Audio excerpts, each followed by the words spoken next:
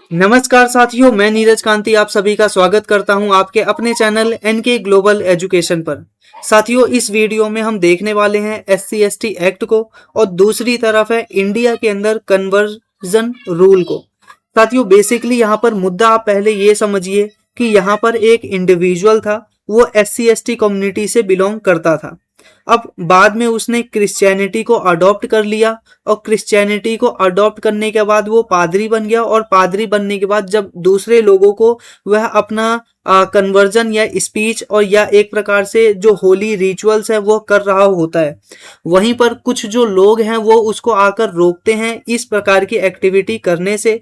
और यहाँ पर दूसरी ओर बात क्या हुई कि यहाँ पर उन लोगों के द्वारा इसको जाति सूचक जो बेसिकली स्टेटमेंट्स हैं वो दिए गए।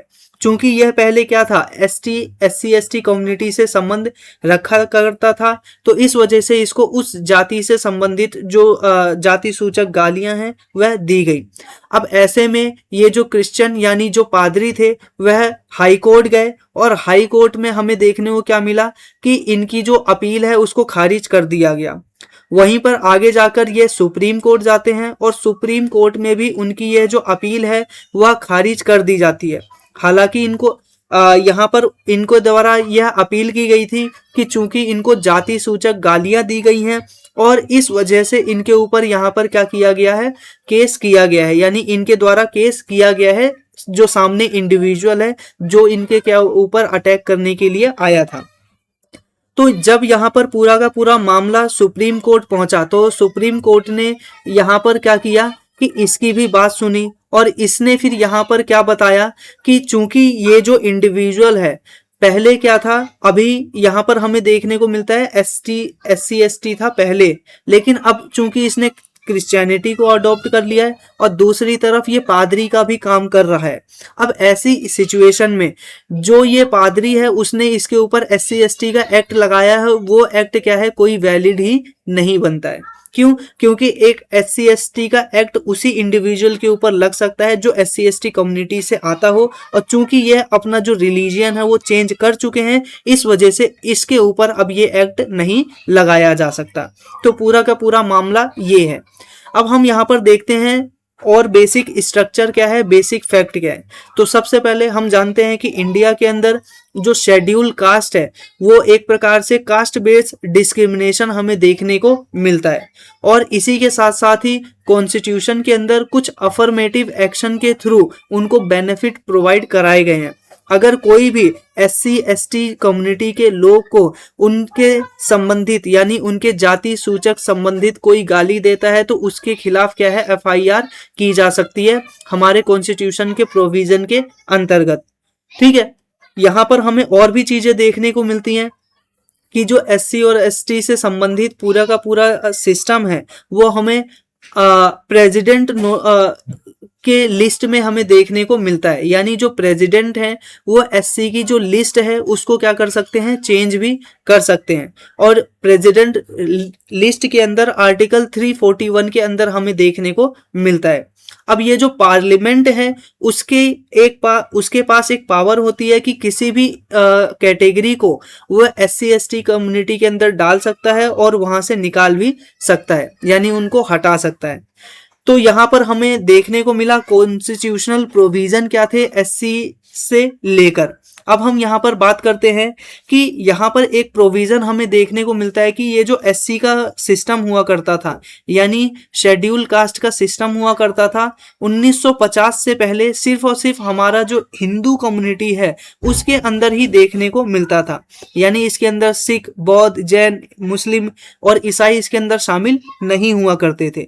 लेकिन बाद में 1956 में क्या होता है, कॉन्स्टिट्यूशन के अंदर प्रोविजन होता है, अमेंडमेंट होता है और उसके अंतर्गत सिख को भी इसके अंदर इंक्लूड कर दिया गया।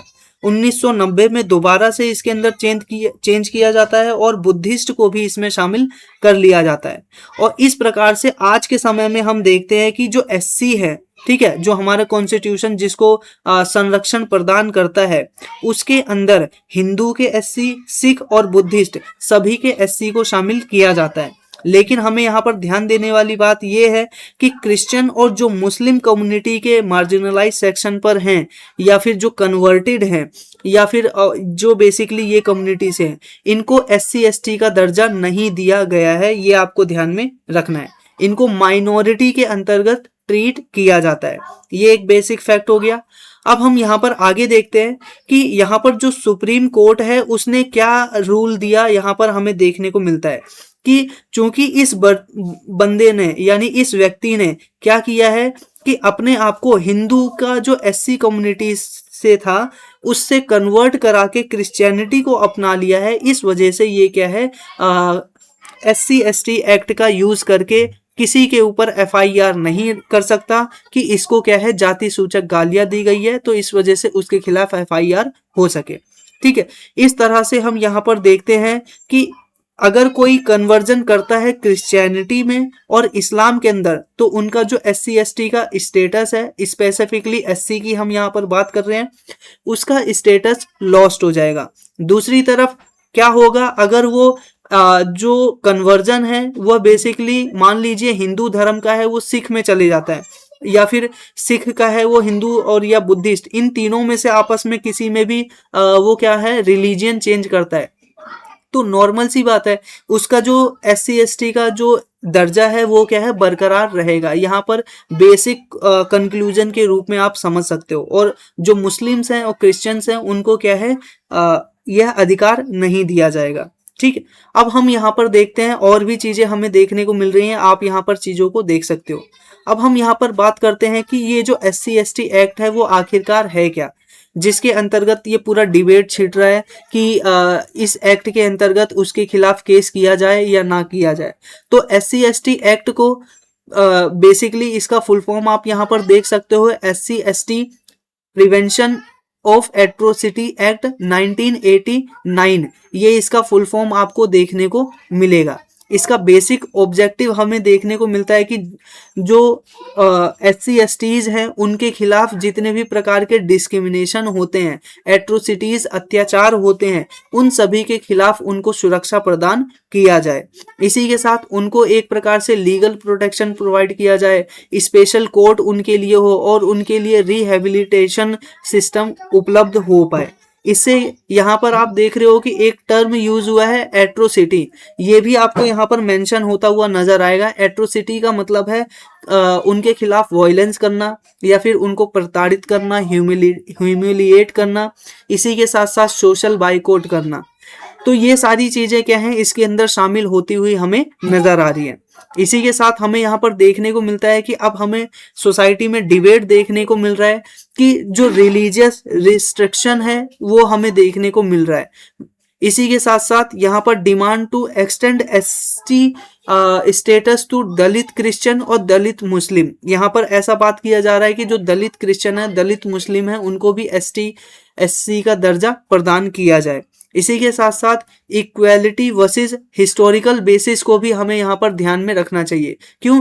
क्योंकि इंडिया का कॉन्स्टिट्यूशन जो है वो सिर्फ और सिर्फ जाति के आधार पर यहाँ पर क्या कर रहा है, सुरक्षा नहीं प्रदान कर रहा, बल्कि यहाँ पर ये बोला जा रहा है कि सदियों से क्या है इनका जो शोषण है वो होता आया है, हिस्टोरिकल बेस पर हमें इनके साथ अत्याचार होते हुए नजर आए हैं, तो उस बिहाफ पर हमें क्या है इनको एक प्रकार से लीगल प्रोटेक्शन प्रदान करना चाहिए। तो ये हमारा था इस प्रकार से पूरा आर्टिकल। तो मुझे उम्मीद है आपको यह वीडियो पसंद आई है। पसंद आई है तो वीडियो को लाइक कीजिएगा, चैनल को सब्सक्राइब। इसी के साथ मिलते हैं आपसे नेक्स्ट वीडियो में, तब तक के लिए नमस्कार।